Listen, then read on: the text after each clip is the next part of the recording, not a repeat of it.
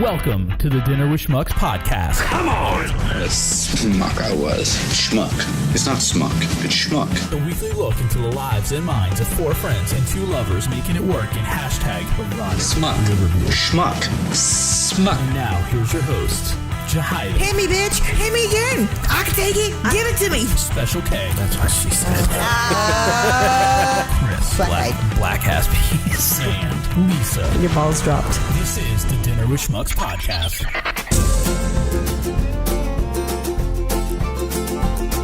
My pretty girl's gone away. My pretty girl's gone away. My pretty girl's gone, but I know it won't be long. Another pretty girl comes my way. Well, another pretty girl came my way. So I asked her how long she planned to stay. Said I'll stay a while, but not to have your child. Now another pretty girl's gone away.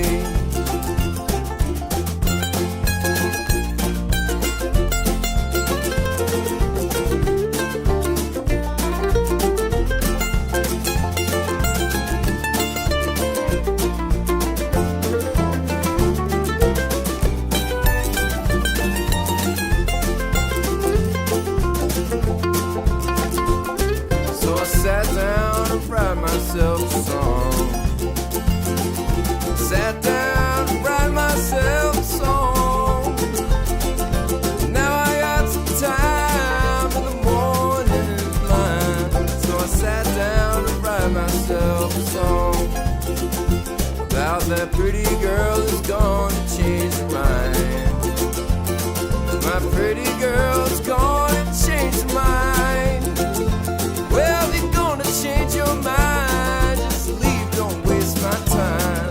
My pretty girl is gone and changed her mind.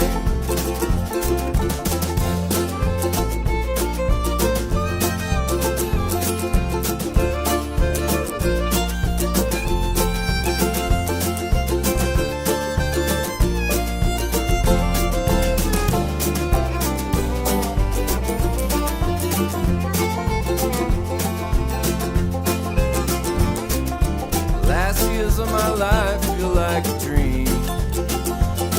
These last years of my life feel like a dream. All that's left's a broke down car and a mirror on the wall. Last years of my life feel like a dream. Well, those angels are watching over me. Them angels are watching over me. When the darkness falls, the light I cannot see. Them angels are watching over me.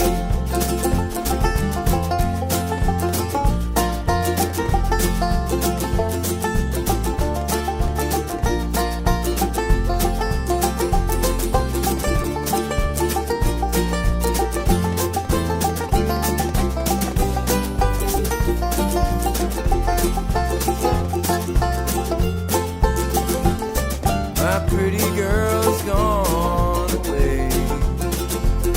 My pretty girl's gone away. My pretty girl's gone, and I know it won't be long till another pretty girl comes my way, comes my way.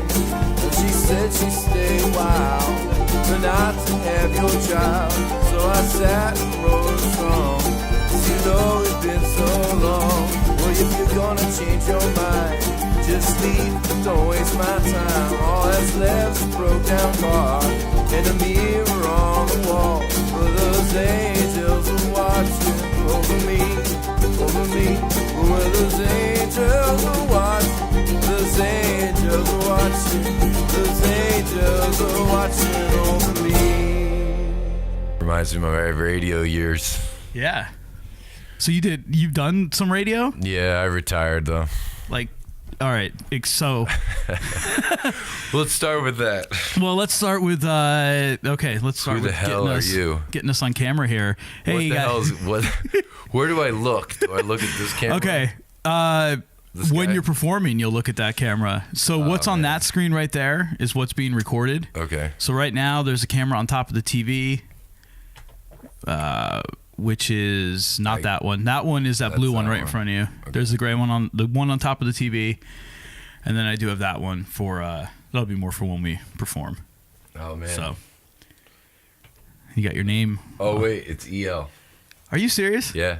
Oh shit. Did I fuck that up, really? Yeah. It's common. You wouldn't believe it. It's all right. Why don't we roll with it? Yeah, okay.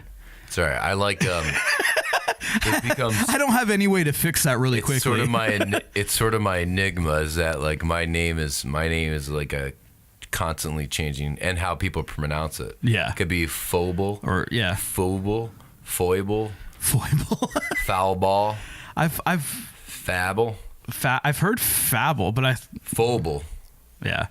But anyway, guys, welcome to another episode of Dinner with Schmucks. This is the artist interview series. This is one of the reschedulements from last week. Schmucks, yeah. Stephen Faubel, spelled EL, unlike how I have it spelled here on the TV. So, see, with that view, if we look at this camera over here, it actually blocks out the L. Oh yeah. So, but anyway, we did half a podcast just standing out in the hallway out there, kind of catching me up on. I have not seen Steve in 10 years. The last time I saw you was New Year's Eve, 2009, at some place in Hawley, you were performing keyboards with, I want to say somebody else, and Dieter and like Vince were performing in like the room next to us. They were doing like a little jazz thing. Was it with Jason Merrill? It might have been with Jay, yeah. It was probably with him. So yeah, that was, I think that at the time the Fallsport Inn, the Belvedere, what was something like that. Fallsport, I think, yeah. Fallsport Inn. That's when they changed the name. Now it's the Belvedere. I can't like or the Ridge. You know, I don't know. I just can't get over how many places there are like to play music live in that area now than when we were growing up. Yeah. Like I had to beg Earhart's to get us to play. And the only reason we even got in there is because I worked there and Dieter worked there. That's funny. And then we got like the Chop House when it opened once, but now like there's places all over the place. You guys are always playing. Yeah, there's a lot more going on. I wouldn't say there's a lot going on, but there's definitely some sort of a music scene, which is nice. I'd like to think it was brought on by us during our formidable years in high school. You can take credit for that. I'll take credit for that. We'll take credit for it with Clutter, By the Way. Oh, all your typical incarnations. Situations. Yeah, it was all the same thing. Wait, what was that one? Arctic Dreams? Arctic Dreams. Holy shit. Yeah, dude, that was the worst name ever. Sorry. I vaguely remember that. Was that a play on California Dreams? I thought it was like a breath mint. It's got to be a play on California Dreams. That show that was on NBC. But the thing is, like, band names are like the hardest thing to come up with anyway. Like, there was one time Matt and I were trying to figure out a band name, and we just started. It was when I was living in Stroudsburg. We started walking around the house looking at things, and I remember we found this tube of what's that stuff called? Sunscreen, and it had the name on there, No Slip Grip, and we're like, that's a name for a band. We never used it. I think we landed on Uncle Chester, and then that band quickly fell apart. Wow. The logo I drew, seriously looked like an old pedophile. Like, it was an old man sitting in a rocking chair. Oh, man. Yeah. You were about to talk about your radio. You said something about radio. No, I did radio. Yeah, sure. Sorry. That's okay. I'm still waking up, by the way. Yeah, by the way, you are officially the earliest guest to ever be on the podcast. Yeah. I think our previous earliest podcast might have been like noon or 12:30. Hey, you know what? I feel productive. I'm most productive in the morning. Yeah. Yeah. Anyway, so I had a couple jaunts on the radio, mostly starting in college. I got involved with The Lion at Penn State. It's 90.7 FM, and it's basically college programmed radio by students. nonprofit. It's a club. Yeah, I So think it's exactly what it I was did fun. at WESS over at It's Strasbourg. small listening area, small range, small radar. It was also online, but I did a jazz show because I used to be like obsessed with jazz. Yeah. I used to think it was the only music that mattered. I've known people like that. I and then went they've- through my. then I went they've through changed. that. Yeah, it's like then you discover, oh, okay, not really. Yeah, there's a ton of other stuff out there. I mean, I got burnt out on it, in a sense. I agree. I don't think I've ever gotten burned out on jazz. I don't think I've gone deep enough on it before. But Yeah. there's certainly genres of music that I've completely forgotten about and then like rediscover. Like I'll sit in my office and work and just put my massive music library. You remember like my CD wall I used to have in my Okay. mom's house. Remember growing up? I remember Yeah. I remember that house. Yeah. So all of those got ripped into the computer like probably close to 10 years ago now. And then I've just added on. So, and I'll come across stuff. It's like, wow, I haven't heard this in a Yeah. while. But yeah, I understand getting burnt out on just one type of music. Yeah, or like the Grateful Dead. I have not gotten burnt out on the Grateful Dead Have yet. you listened to the Grateful Dead channel on Sirius XM? all the time, yeah. That's what I mean. Like if you just, you could do it. It's possible. I understand, but I'm not in my car that much anymore either. Oh, so yeah, I drive a lot. honestly, when I was in my car a lot, I used to listen to a lot of talk radio, podcasts, things like that. Now it's on. I'll get in my car. The Grateful Dead channel's on. I run down to the store or whatever, and I come back. I've noticed they've started playing more Dead and Company. Like for a while, like they wouldn't really? play any Dead and Company stuff, and I'm just like scratching my head. And now you hear like they'd play it on Jam On Oh, that's cool. in between some of the other garbage music they play on that channel. But I have yet to go to a Dead and Company show. Actually. I went to the one, it was supposed to be like in the fall of 17. It was like one of the last 3 shows of the tour. And then Mayer had that emergency appendectomy, so they rescheduled the last 3. So it was in Orlando. So I ended up going, it was about a year ago. It was like right at the end of February last year. They're fantastic. Yeah. They've gotten, especially listening to them when they started in 2015 or 16 to where they are now. Like you could tell how much they've grown as a group. Oh, yeah, definitely. And Bobby's vision for that group, that he's like, someday it's just going to be John and O'Teal with like other people around him, or maybe Jeff too, because he's on the younger side with those guys. Yeah. But eventually Mickey and Bobby and Bill are going to get phased out. But it sounds like he wants to create a Kiss, like just interchangeable parts. Yeah, I mean, it's going to continue. It'll continue. I've heard that I saw yesterday that they are rumored to be playing the Woodstock 50th anniversary thing. That's going to be, I guess, up at Watkins Glen, not the one that's actually going to be at Bethel. Oh, they're going to play at that? Dead and Company? That's what I saw yesterday. It was like Dead and Company, Santana, Imagine Dragons, like Chance the Rapper. Can we talk about the Woodstock? I would like to share my personal opinion. Yeah, let's go for it. So, here's the thing.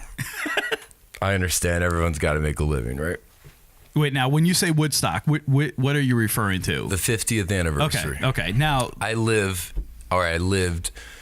like right down the road from the original site in Bethel, and I work in Narrowsburg. So, it's kind of like my neighborhood, but how I feel about it is I'm surprised. I'm surprised and I'm not surprised, because when you look at the commercial celebrations that are going on, they are hundreds of dollars to attend. And I just find that to kind of go against everything that Woodstock was about. Yeah, and why it was such a cultural phenomenon, which is really, when it comes down to it, it was a gate-crashing festival that was overwhelmed by 1,000 people and was deemed a national state of emergency.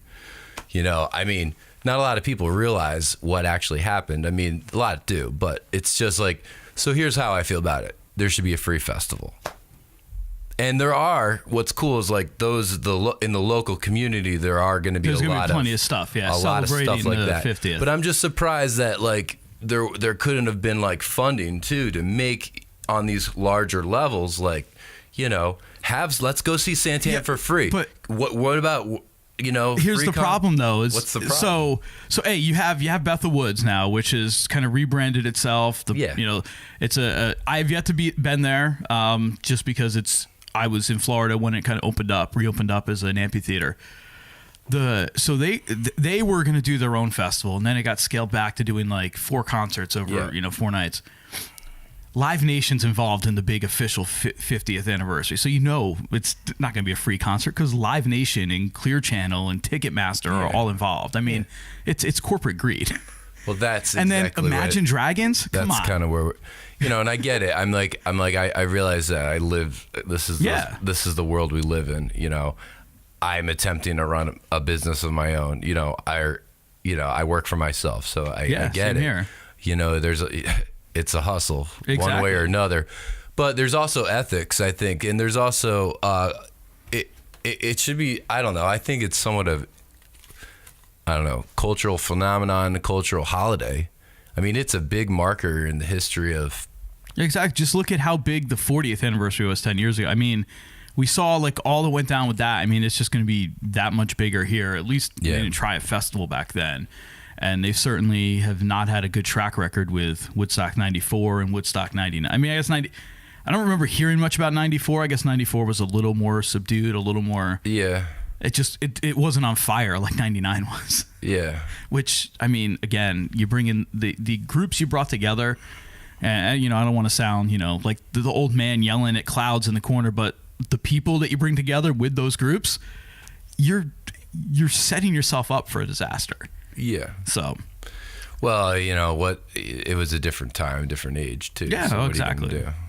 But it's all good. I mean, what do you? Yeah, that I just want to share my opinion on that. Let's have a free festival. The government should fund it. Oh yeah, right. Make it free. I'd hate to see what that would be. It'd be all like Toby Keith. No, not even, because he's just going to want millions of dollars too. I'm not in charge. Yeah, I know. If you were in charge, though. Hey, you mentioned, so again, we're talking to Steve Faubel, spelled E-L, not L-E like on the screen. There's no possible way to change it in time. I'll make sure the title's right. It doesn't matter. It's just a name. And I don't really know. I like it when it changes. There you go. It does all fluid. the time. You mentioned working for yourself and having your own business. So, okay. You want to tell us about Songbird Studios? Okay. Well, what it is it's more or less a music lesson studio in Narrowsburg, New York, and I'm a music teacher. That's one of my trades. I've been teaching for over 15 years or something like that, and I love it. Some people, some musicians aren't necessarily teachers by nature, or it's a love of theirs, So, but it really, I had great teachers growing up, and they really influenced my life. They were really like mentors throughout all the years. I kind of miss having that. I mean, I have mentors in a sense, like friends, older musician friends and stuff. Yeah. But like an actual teacher, it's cool to have. But anyway, so that's kind of where I'm at, and it's cool because now I'm doing my own thing, where I'm actually learn how to be the boss, which is not exactly what I ever wanted to do, but we'll see where it's gonna go. It's gonna, I think, go in a really interesting direction. I've been doing it for 2 years now, but yeah, we're in Narrowsburg, New York, and I'm there 5 days a week teaching piano, voice, guitar, ukulele, bass, percussion, drums. Nice. Whatever, but people want string lessons. They want different things, so we're trying to get some new other teachers in there. Yeah. We're part of a bigger organization called the Chi Hive, which is we're now expanding. We're at 22 Main Street now. It's that involves it's a yoga studio. We're in the back, actually, at the music end. There's a dance studio involved. There's a Tai Chi. So it's kind of like studio. This whole art and dance and community that you guys are building right there. Yeah, and Narrowsburg kind of has a buzz going on right now anyway. There's a lot of cool farm to table-esque restaurants, and just being that we're in the Catskills, and there's lots of farms around. But is that little strip there is kind of blown up in a very small, it's a little sprinkle of some cool stuff. I can't say I've spent very much time in Narrowsburg. Narrowsburg Lumber. I know that my dad was not even that one, but the one in Lords Valley. But I had made a couple trips to Narrowsburg when I was doing Sound and Lights with the Funky Niblets. They played a couple of random gigs. There was one at this one bar we used to play at where the dude had one leg and lived in the basement. I don't know. And he used to let like underage people come in after midnight. And he'd always warn us, like, look, if the LCB shows up, we're done. But he liked his money. And then I think we played like an outdoor thing, like one like spring afternoon. I vaguely remember. I have some pictures, but I couldn't tell you anything else about it. So. Out that way? Yeah, I think it was in Narrowsburg. But again, this was like 15 years ago. The town's changed a lot. I think imagine. It's really developed over the last, I can't say when it's actually started. I'm kind of new to it all, just like 2 years or so. But I've been teaching up there. I started teaching at the Janus Center in Jeffersonville, which is still up there, offering music, dance, all different arts classes, fitness stuff too. I don't know what they're doing now, but they're still up there. Nice. And so, there's little stuff, but it's all small town, rural community. Yeah. But there's a need for it, where there's families and there's, we have adult students too. And so, yeah, it's fun. And you guys do, you do like concerts or performances, with the groups, We do recitals. Yeah, recitals. That's what I was looking for. Twice a year. We do one in around December and one in the spring. Nice. Give them that kind of experience of performing. And it's really the only time that everyone comes together because they all come for their lessons, know. But then we have some cool group classes. We do like a kids rock band. Oh, cool. And we like started School of Rock type thing. Yeah, but we kind of our own thing, because we can't use that branding, of course. Because that would be this copyright material. We call ours just simply rock band, and then we kind of. But you can't use. But you have no problem with because rock band's just so ambiguous. It's very ambiguous. I didn't call it. It's not you didn't call it guitar Activision's or rock Guitar band. Hero. So anyway, no, it's quite an experience. The first batch was like junior high kids, and that was insane. A couple 8-year-olds, and then this is like ages 5 to 8 or 9. So what are you teaching them to play?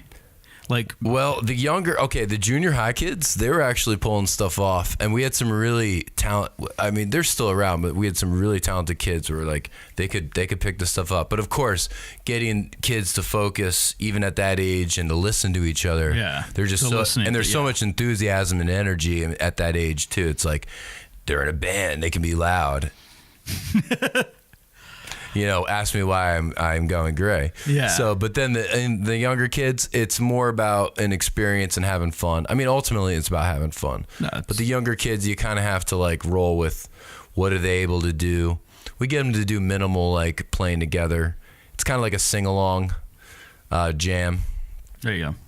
Music session. Yeah, music's got to be fun. If it's not fun, that's why That's the whole purpose. That's why I stopped being a music major in college. Like it got to the point where I stopped playing jazz. Yeah, but I do love jazz. Jazz is. Can we swear on this? You could say whatever jazz the fuck you want. Shit. That's the reason. Like it. I don't want to say it became too much work because obviously you got to put the work in to get good at it. It's with anything, right? Yeah. But it was the way, I don't know, I can't explain it, but it was just not becoming fun for me anymore. And I'm like, I don't want to have music ruined for me, and I don't want to be that guy. So I just got out. Yeah. And when I transferred to East Stroudsburg, when I got to East Stroudsburg, I actually joined the concert band. I joined the jazz band. So I still got to play. And I took some music classes because the music teacher at the time, Pat Dorian, was a real big jazz head. And, nice. A lot of connections with a lot of is your headphones fucking up? They're cutting in and out, but it's okay because I can still hear fine. I need to figure out what's going on there. It's all good. He had a lot of connections, especially in that area too, like East Stroudsburg, Delaware, Water Gap. You mentioned the Catskills back in the 70s. In the 60s and 70s, those areas were like hot areas for, especially the Water Gap. The Deerhead Inn is there. They still do jazz a couple nights a week. So like we got to meet some. He would bring in jazz guys to play with the jazz band every year. The one year I was in it, we brought in Lou Delgado, who actually played with the SNL band for like 20 something years. He was a bari sax player. Nice. Charlie Parker's wife or sister, I can't remember.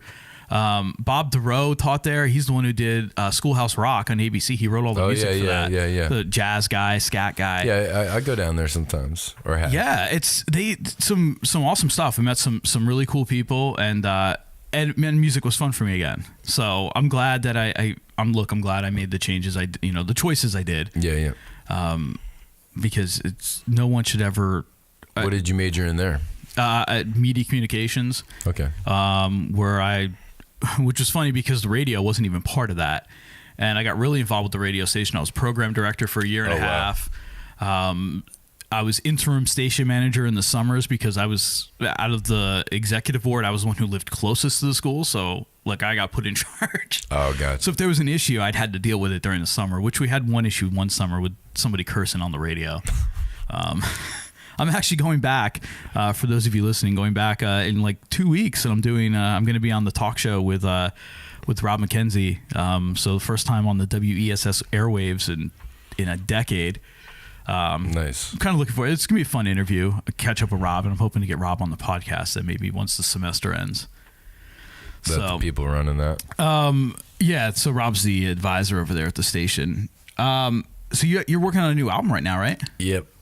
So let's talk about what you play. I mean, not in terms of instruments, like your stylistics. Styles of music. Yeah. Well, I did the classical thing for a while. That's kind of come in and out of my life. I started with that as a kid, and I ended up majoring in college and for classical piano, and I kept doing it though. I always loved it. So and then I did. There was a period where I did a lot of classical concerts. I had a friend, he's still a friend, Wes Tudor. He played the cello, so we had like a piano cello duo, which was fun. But then so I did that. I got into blues and rock. I was still into that jam band music. Fish, Originals, Grateful Dead, Santana, whatever, but then I got really into jazz too. So all of that, melds into one or something like that. I started writing music though. I'll keep going with the styles. I'm really into reggae. I had a period where I got really into Bob Dylan and folk music, and I've always loved bluegrass, and so that's always come in and out. The Americana, some of the Tom Waits stuff I got into was very folky, or even Beck's folkiest stuff, or Ben Harper, different people, Radiohead. It's really very eclectic, I think. But then I'm kind of under a rock. There's people I haven't heard of ever. So it's kind of, I got really into like Bill Evans, Keith Jarrett, guys like that. Coltrane, Fallen Ice Monk. Yeah. So from a songwriting standpoint, then, your primary direction when you write, like what is the primary genre or you kind of just out there and you kind of touch on everything? Well, it's interesting. Guitar. I started playing guitar. My main instrument, I would say, has to be piano, keyboards. That's what I've always known you as. But also, voice has kind of been right, like in the second seat. In the times it's been the main thing. I started off as a voice major. I was kind of naturally a better singer. Piano, I had to work harder at it. But I picked up guitar at one point. Always loved playing guitar and stringed instruments. And percussion, and I can't play the kit for my life, but I love percussion, and I'm learning about the kit. But mainly piano is the thing. But here's what's weird about with songwriting. The first songs I wrote were on guitar, and I didn't start writing until 2005. So it's not been that long I've been writing compared to like how long I've been playing music. It took me a long time to get over that. Maybe because I was formally trained. I mean, I'd improvised for a while, but just the self-judgment, and finally I think once I didn't care, I was able to write. Yeah. And the first song was like a reggae song, and it was all these folky guitar stuff. And then I was like, man, I could probably write something on the piano. I'd been into jazz for a while too, and so finally I just started, exploring that end too. And I think it depends who I'm playing with. Like when I'm playing with a band that's doing a certain kind of style, and they're also, I was in this jazz funk fusion band for a while, and so I was constantly trying to write stuff that would fit that, but a lot of stuff it tends to be folky, a lot of it. So your new album you're working on, is it more folk driven then, or I've heard a couple of, you've posted a couple things online of while you were tracking things, some people you've had come in to play with you. Of the new stuff? Yeah. Well, The first album I did was called Serenity. That was done in 2016. That was all songs I wrote on guitar. What was I actually, and I came across it last night. I was checking because I'm like, I remember you sending me a CD when I lived in Florida, and it was, you titled it like Songs for 2013 or something. That was just a demo. Yeah, it was just, yeah. None of those songs are on an album. Okay. Yeah. So you never went anywhere with them? I probably have like over 100 songs. I mean, are you going to do something with them? It's kind of like, sure, I could dig. Yeah. I felt, even with this album, I started digging through the backlog. I mean, it's a huge backlog. Yeah, to see if there's anything you want And to I'm kind like, of bring back to life. I'm like, I love those songs, but they're from a different time and place. Yeah. Do they really? And also, I'm kind of, what we're trying to do here is make like tell a story, and have more of a concept, an album experience. So I mean, I don't want to rule anything out, but there has to be kind of like a sense of like, these are all coming out of a certain phase of my life as the writer. No, that makes complete sense. I think what we're going to do is like kind of, I'm obviously try to take from a lot of, modeling from Pink Floyd and the Masters, who really like did this stuff, wielding out concept albums. But we're going to do like interludes maybe at times, or even sound effects and reprises, and like, very Brian Wilson. Yeah, well, I'm attempting to write a string quartet for one piece. That's very Brian Wilson. That's a trip. I knew I could do it, but that's like a whole world in itself. Yeah. Like writing for strings. I mean, you're basically writing for 4-part harmony, right? So I understand that pretty well because I sing in choirs a lot. Like that's one thing I've always done. I've always been a choral singer. So no, this album. So getting back to the subject. Thanks for indulging on my ramblings. I'm really good at rambling. That's Is that what we do here? Yeah, you're gonna have to. We're gonna have to come back. I'll have to have you in as like just a regular guest. We can just sit here and bullshit with us because we'll bullshit about whatever. We could bullshit for hours on end. Yeah. We could just roll the dice. Just. I want to get dice for teaching because I had this music theory. Those are probably not the ones you should take to teaching, though. No, I won't. I had this music theory teacher in middle school. I went to this middle school. We had music theory. And, music theory, come on. It's like, how exciting is that going to be? Before you got to Wallenpaw Pack? Yeah. Okay. So, like. Where were you before you got to Wallenpaw Pack? I went to this music school in New York City. Okay. Did you live in New York City? I did not know that. Yeah. So I did that. That's a whole nother story. That's for another story for another day. Another day. But I had this music theory teacher who, how exciting you're going to make music theory. So we had, he came up with this dice game. And it was like we lived for this dice game. We didn't care about music theories much, but the dice game was the thing. So I started integrating that with my lessons on making it like a game, because half the time kids are like, and we have tons of instruments. I'm sorry, I'm not trying to imitate anyone's kid, but I'm just saying, like, sometimes the kids, they're really tough, like as everyone knows, right? I'm learning, I don't have kids, but I'm learning, like, man, you can't get them to do anything, and you don't want to force them. Yeah, but at the same time, it's like, well, you're getting paid to do this, so you're trying to help them learn. But we have a room where we have, at Songbird Studios, we have like drums, piano, keyboards, bass, drums, guitar, everything, so they can try everything out. So I do different games to help make that choice and help just keep things moving. Yeah, kind of get them to experience. Because they can shut down, as you know, too, and just be like, no, I don't want to do anything. I just want to be a slug. Yeah. And then sometimes you have to let them be a slug. Anyway, so back to the album. I'm staying focused here, Chris. No, I want to tell you about the styles. So we're doing like there's about 3 or 4 folky tunes. Okay. This one's going to kind of capture the eclectic style of my nature. So, and then there's a couple piano tunes. There's a gospel style tune I wrote, which is, I think, really kind of the capturing I finally honed in on a theme for the album. Tentative title maybe Rise or I Will Rise. It's about rising up, some reggae stuff, some ballads. Okay. A couple ballads. So do you have any idea when you're going to be finished with it? It might take a year. Yeah. Oh yeah. Labor of love type thing. Yeah. I mean, we just, it's a huge project. The thing I was telling you outside before is like, I don't have a working band for this. So I'm really piecing it together with the people I've been playing over the years in these different styles. The string quartet thing is a whole nother trip, where, I mean, obviously we want to use real people rather than synthesize. Yeah, yeah. So I got to hone in on on where maybe we were talking about getting some see if we go to some colleges and get student quartet. Yeah. We'll see. But it's I wanted to just put a shout out to who I'm working with. I'm working with Stitch from Sound Paul's Logic Studio at the Silk Mill. Sorry if I messed that name up, but Stitch is great.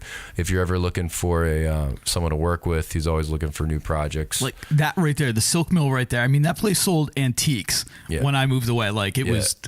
Like it was that castle down there, or never went in there maybe once or twice. And We're now talking it's just about like Hawley, PA. Yeah, folks. Hawley, PA. Now this is like this huge thing. And Lackawanna College is on the 3rd floor. There's multiple different practices on the 2nd floor and offices, and the studio, Sound Paul's Logic, is on the 2nd floor. Then the 1st floor is all retail stuff. And then Settlers Inn is very involved in it. They're involved in the Cocoon, and they have their hospitality and catering service down in the basement. There's also a boiler room that they used to have Harmony Presents there was doing, and Joe Carletti, where they were doing. I did a poster for live performances for something. Oh, yeah. One year I did a live music showcase poster for those guys. That one, I forgot how many. I don't know how many years it went on for, but it went on for quite a bit. It moved around a little bit. I believe they're going to build an entire performance space across the street up in the woods there, behind the Dime Bank. But anyway, stay tuned, folks. Yeah, I actually need we went up there, so we got back from Florida. We got up here like the middle of December. We had like a week before we closed on this house. And the weekend we got up there, it was like Winterfest. So we go up to I was going to go up, take my wife up, my son, do all this fun stuff. And he got sick at lunch, and then we ended up going home. So like I got to like as far as like Earhart's or whatever it's called now. I'm always going to call it Earhart's. It's the docks. Yeah, or the dock at Silver Birches or something.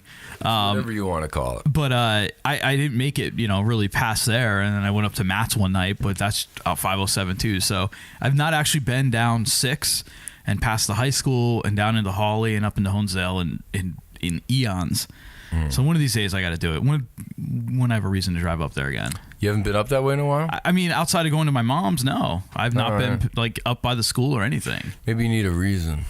I just need the sun out. Do you have a motorcycle? I do not have a motorcycle. I have no desire to ever own a motorcycle. I've never ridden a motorcycle. I've never ridden a horse. I've never ridden a horse either. Something about I might have ridden a goat when I was a kid, but they're kind of similar, aren't they? I mean, I guess there's horsepower in a motorcycle, right?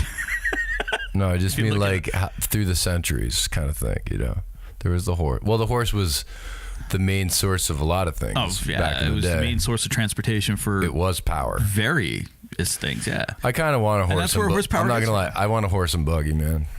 I really do. Like, I'm also a farmer, like, by spirit, not by actual trade, practice or trade. No, but I've done some farming part-time. I love it. I love being in it's good therapy, and when you only do something like periodically, it's more just for fun, Yeah, exactly. You get outside. I mean, there's so many benefits to doing it. I go home every day with a box of vegetables. Like, you have to eat vegetables every day to get through it, And if not, you just throw in the compost. Guilt free. That's a better way to do it. We need to figure out a compost thing here once we get a little more settled in. Grow your own, folks. Goes for many things. I gotta throw that in a song. Although it's kind of cliche. Yeah, it's been done. Yeah.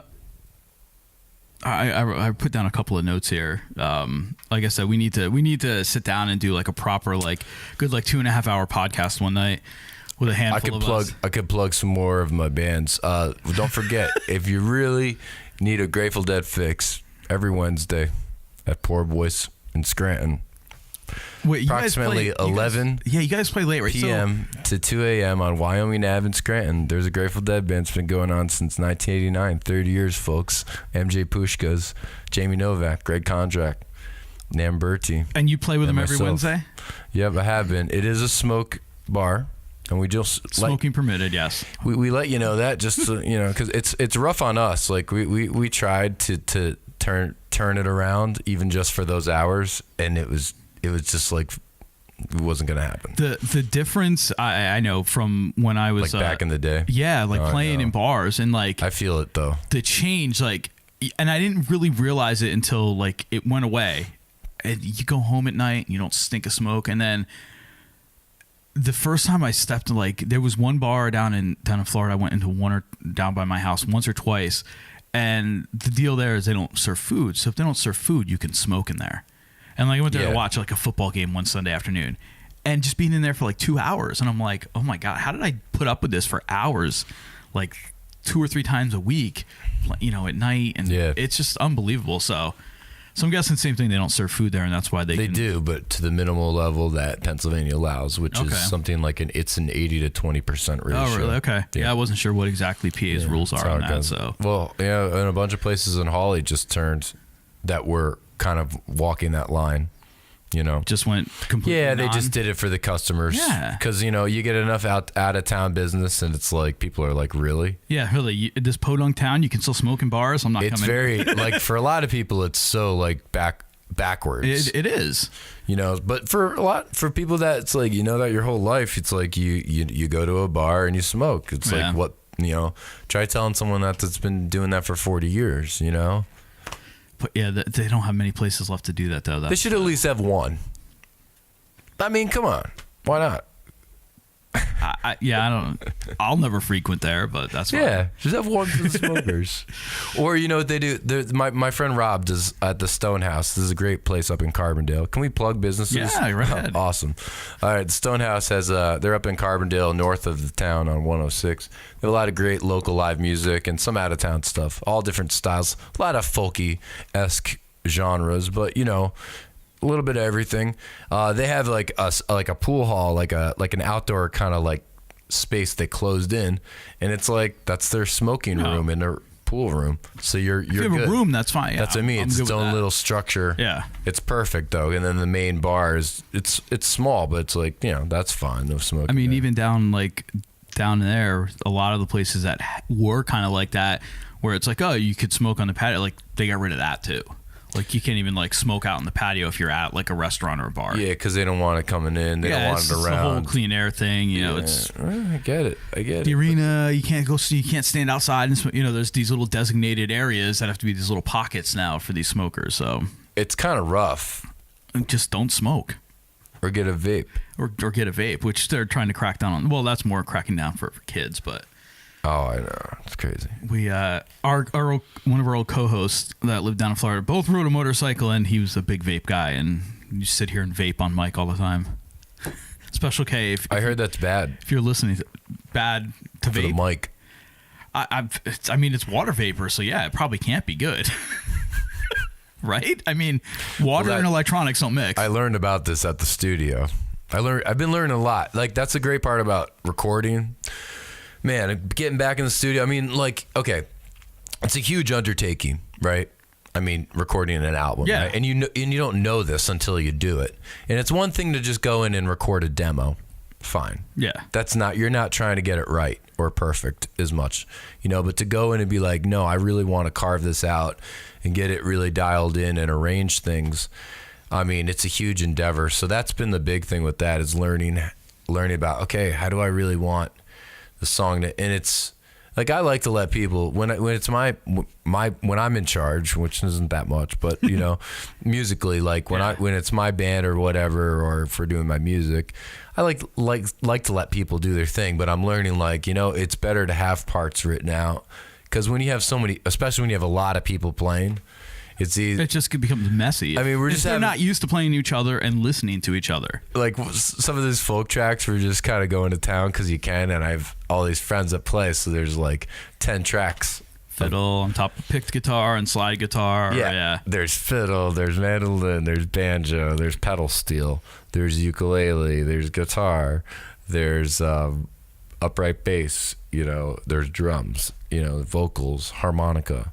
And you put it all together and you're like, okay, that's tricky. Yeah. You know, at that point you have to orchestrate it. Or it's got to be like, yeah, more or less. Like I try to compare stuff to like a drum circle sometimes. Like when you have a lot of people in a drum circle, it's either going to be chaos or just sometimes it all clicks where everyone just finds a little simple thing that locks in. and it works and everything. And that is the genius of bands like Fish and the Dead, and that's kind of what I was talking about too with like Dead and Company too. Obviously when it was Jerry and the boys back in the day, I mean they played together for 30-something years. Yeah. But these guys been, you had 3 of them. 2 of them are drummers. But to bring, John in and I mean Jeff played with, through Enough and O'Teal, like to have those guys pick up, and you can hear the difference from listening to stuff from like 2016 to like the 2017, 2018 tour, that they hear each other and they listen and they play off of each other. And that's, I mean, I don't know if there's anybody that does it better than Fish right now. Those guys are they just seem to be so on. I don't know. That's my opinion. Listened to them recently, but I mean, they've been at it, the same group, for the longest amount of time. Yeah, that's really, for sure. with theirs. And they've gone through a lot of cycles too. I mean, that's what I was going to mention with the Dead. Even like, I mean, they have plenty of bad shows, plenty of bad years. Yeah, and so did Fish, and so does every band, so does every person. Yeah. So it's just like part of life, I guess. But they're still going, and that's what's awesome. I mean, that's half the battle. Is just the longer you do anything, the better you get. So we'll see. I mean, I'm learning about the tricky thing with this though too is like we didn't record everybody together at once, which would have almost been impossible. So it's been like track by track. Yeah. So it's up to us to kind of go through and kind of Frankenstein it and whittle it down. That's the part though I like about. It's fun though, and I like that too. Even doing this, like taking this, and I sat down and did the video version of the podcast with Jamie from the Victory Drive we just put out in the last couple of days. Like I sat down and I have all these pieces, and I'm like, I have to make this coherent. I got to make it sound a little bit like the audio version, but I want to make sure I have all this visual interest. So I like that. I like sitting down and basically like that Frankenstein and stuff together. Yeah. And I always enjoyed that, doing music, recording music. I got more of a thrill being the engineer in a studio than actually playing. Yeah. Like I enjoy much more being on the engineer side and the production side than, I mean, cool. I love playing, but like I like being, that's where I can really put my stamp on something. Mm-hmm. So yeah, it's a whole world. I mean, and it gets to a point where you're just like, there's so much technical. Sorry, I'm off the mic.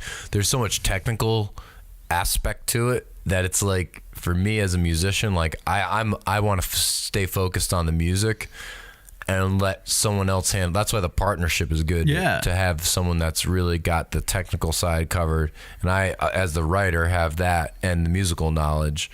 So together, it's a working thing where like we have different opinions and different preferences. And sometimes I just go with, like most of the time I just go with them. I'm just like, yeah, that's cool, man. I mean, because it's not that big of a deal. You want to take that little piece of a fiddle part out, that's not going to kill me, or whatever. And the looking part at is. like a lot of, these successful bands over history, like the Beatles, I mean, George Martin was there for everything.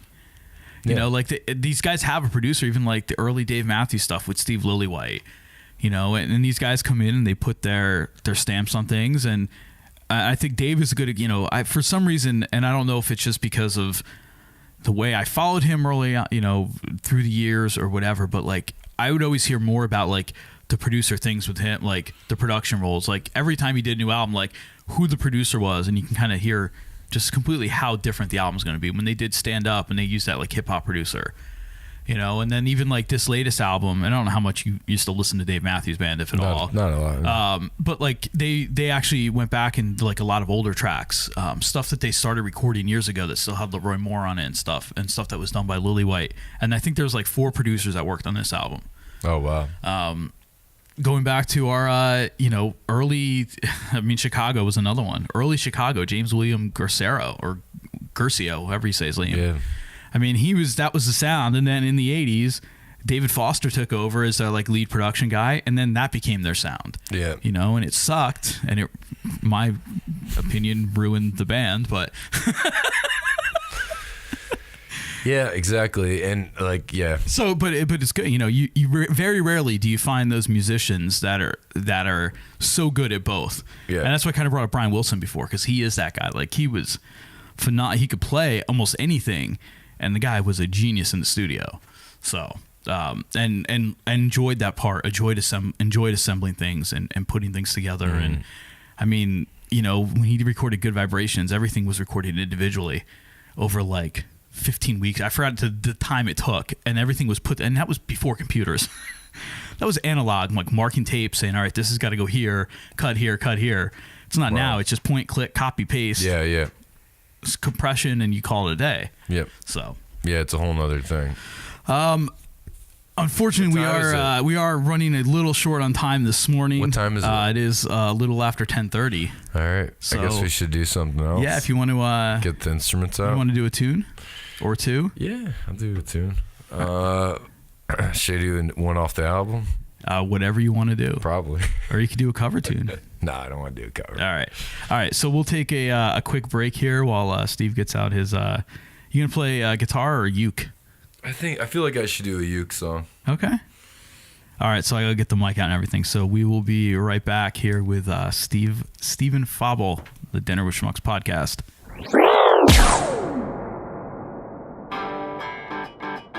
What are you doing buying your stuff from the guy selling in the parking lot? DinnerWithSchmucks.threadless.com is the only place to pick up all of your official Dinner with Schmucks podcast swags. T-shirt done? Tees, hoodies, cell phone cases, and prints. It's all just a click away. DinnerWithSchmucks.threadless.com.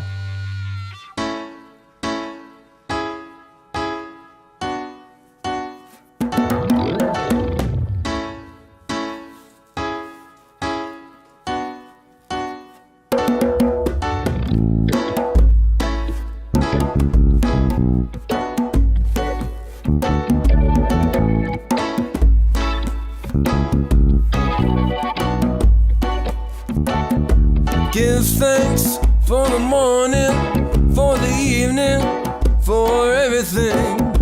Give thanks for every day, every breath you take, all the love you make. Give thanks, give thanks, give thanks. The morning and the evening, give thanks, give thanks, give thanks every day. Give thanks for your family, your community, all humanity. Give thanks for the bread you break, every hand you shake, every warm embrace.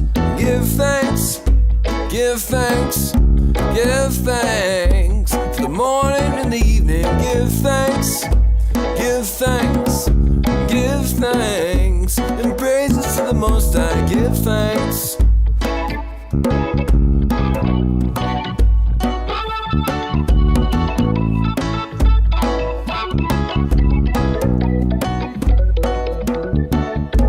Give thanks for the other sky and the universe and all they provide. Give thanks to be alive and free, be who you wanna be. Won't you sing with me? Give thanks, give thanks, give thanks. Praises to the Most High. Give thanks, give thanks, give thanks. The morning and the evening, give thanks. Give thanks, give thanks. The morning and the evening, give thanks, give thanks, give thanks. Every day, every day, every day.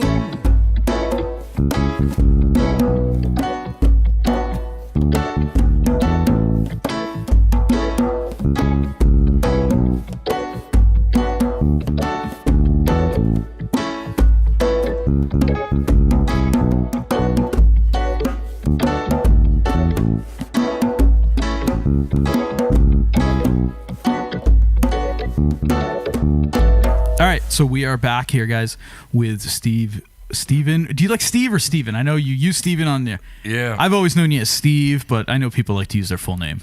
Yeah, I don't care. You don't care? All right, I'm going to keep calling you Steve.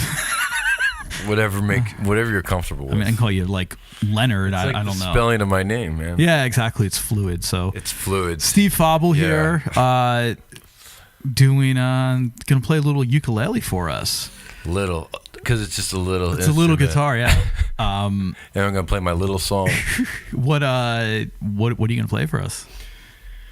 Well, I got two songs on the album that are ukulele songs. I guess I'll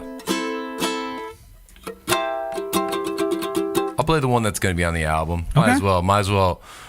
get the PR rolling right now because I'm such a good businessman. Yeah, there you go. Actually, not really. Like, that's the thing. Like, the promotional aspect, it's tough, man. Got to get High Stick Creative involved. I need a business mind. Okay, anyway. Ready? Yeah, all right, let's go. Okay. So what's the song called? Song is called Come With Me. Okay. Yeah. All right. Leave it at that.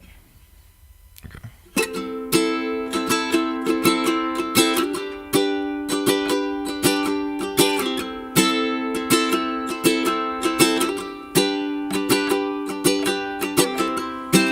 Be who you want to be. If you want to roam, roam. When you want to settle, come with me. Be who you want to be. If you want to roam, then roam. When you want to settle, come with me.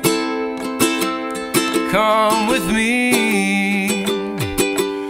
Floating on the wind, I sing into mellow melodies. As I smile, I look into your eyes. They still shine on me.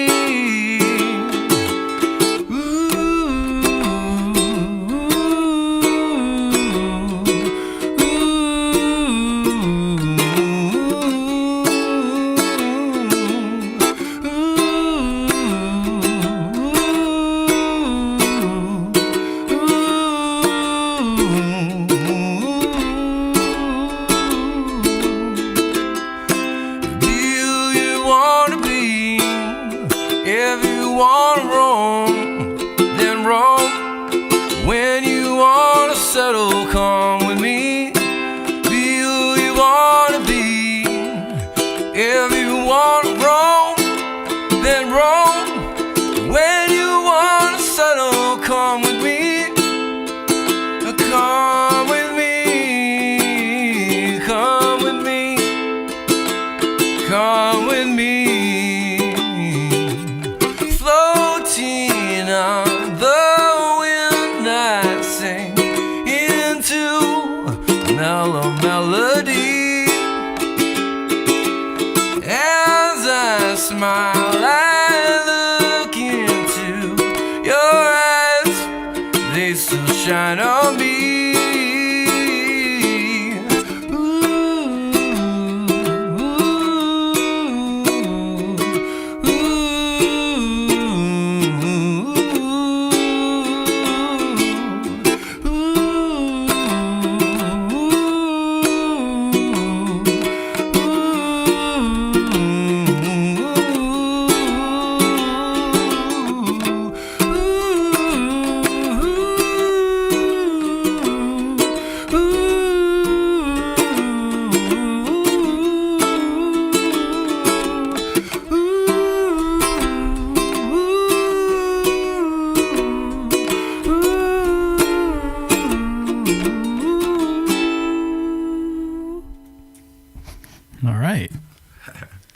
Nice. Ooh, all right, thanks. I just close my eyes and wait till the end of the ride, you know. Sorry about that, folks. If you're an eye contact kind of person, I understand, but you know.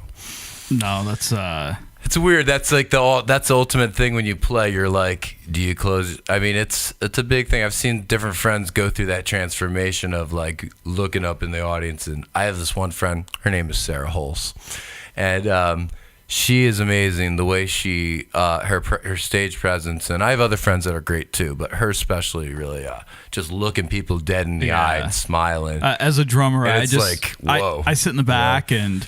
Yeah.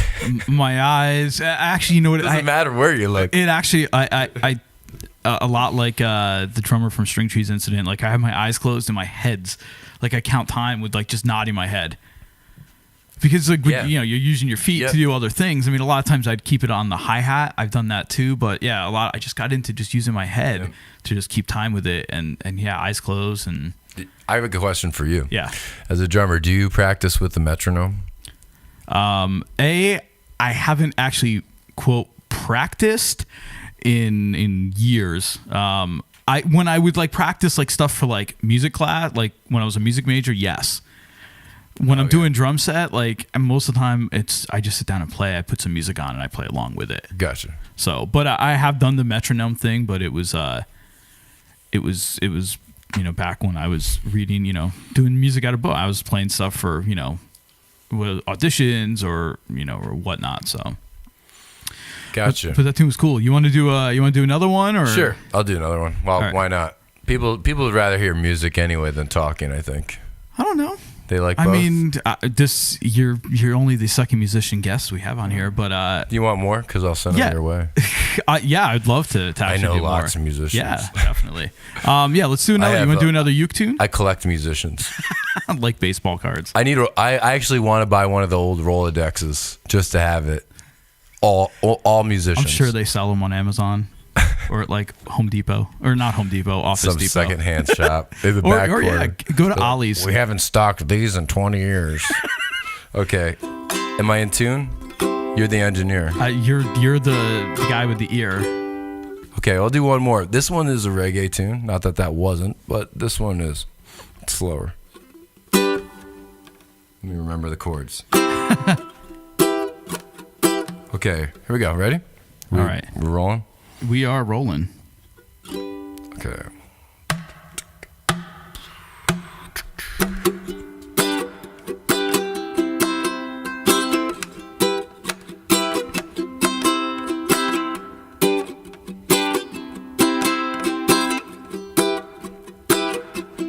Gotta be strong within yourself, or be controlled by somebody else. Go chase after every dream, but just know it's just a dream. How is it every time I go? Every road leads me back home. Seen every land from coast to coast. This is the place I love the most. I love the most, yeah. I love the most, yeah. Don't go chasing every time. Pretty lady blows my mind. Gotta stay true to my own course, because love cannot be forced. So every day I'll play my song, and I hope you sing along. That you feel. Wait, I'm gonna do that one again. That you live by your free. All right.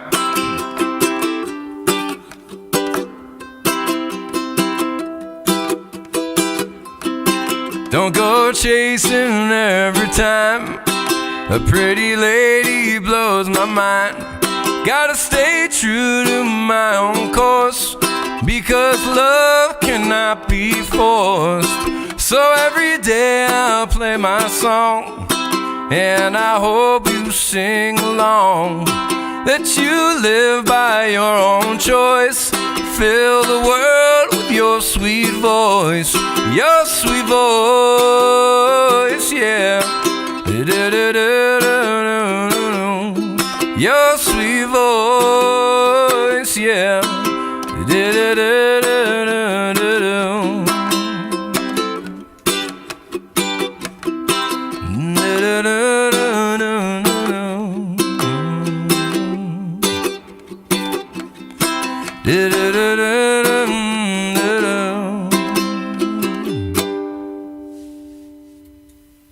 Sorry about that fuck up.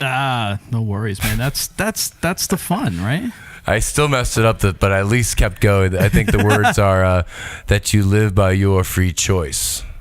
I think. I'm going to double check that one. So, wait, what was the name of that song again? That one's called, for lack of a better, I don't have a great name for that one, but I call it Stay True. Okay. But yeah, it's more about, and that's kind of like, that song kind of captures the vibe of the album. I haven't recorded it yet, but it's like about, being true to yourself. And also kind of embracing what you are and who and what you have in your life and all that good stuff. No, that's awesome, and I think that's a great way to That's a great way to wrap this one up. Oh, thanks, On man. a good, Thanks for bringing me out and No, dude, rambling and with me. you know, we need to get back again because I've got old band stories from high school, the Ritz man. Theater, etc. that we need to talk the Ritz about. Theater. Yeah. Your top 5 concerts. I need some dead wow. stories, some gosh. growing up in Neepaw. Oh, man. We have plenty of stuff to talk about. On All right, so this is round 1. this is round 1. So Can we throw some music in the other one too? For the hell of it? Yeah, definitely. It's good, break it up. Yeah. Not that people don't like talking. So again, Steve, thank you so much for coming out and doing thanks, man. That was doing fun. this podcast with me. Unfortunately, we don't have a co-host in studio today. Beautiful young lady Yeah, exactly, right there. that knows like more about music than us. Wow. So it's a Friday Where morning. are you?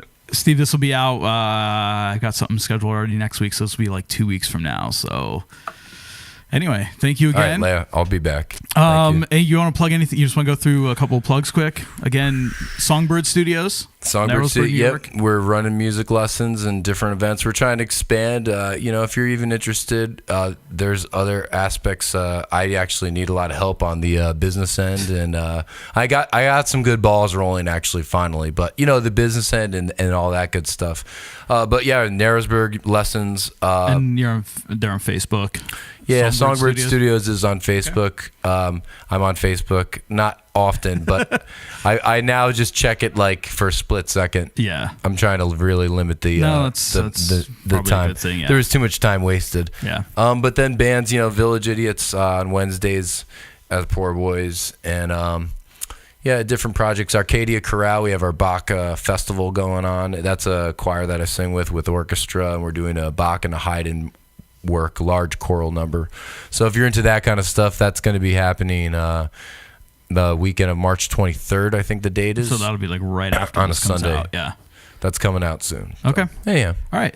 So again, thank you so much, Steve, for joining us. Dinner with Schmucks Podcast, dinnerwithschmucks.com, on Facebook, on Instagram, Twitter, DWS Podcast. And go out and give some high stick creative some love too for bringing you all this great creative around us. So we'll be back next week or maybe the same week. I don't know. I've actually getting like a lot of these now lined up and recorded that I actually now have podcasts to release without trying to scurry together to record one every week. So Cool. This is good. You got a log going. Now it's starting, yeah. And a couple cool. more lined up here. So again, thank you. Artist Interview Series number 2. Sweet. Sorry, not number 1, but No, that's all right. one of the reschedulements from last week, but we're all good. And Steve will be back. I found the place. Yeah, Steve found the place. So we will be back. And we'll talk to you guys in the near future. All right. Have a good night, day, weekend, whatever. Later. Namaste, you guys. Bon appetit, Wolfgang Schmucks. Be who you wanna be. If you wanna roam, then roam. When you wanna settle, come with me. Be who you wanna be. And if you wanna roam, then roam. When you wanna settle, come with me. Come with me. Floating on the wind, I sink into mellow melody. As I smile, I look into your eyes. They still shine on me. Ooh.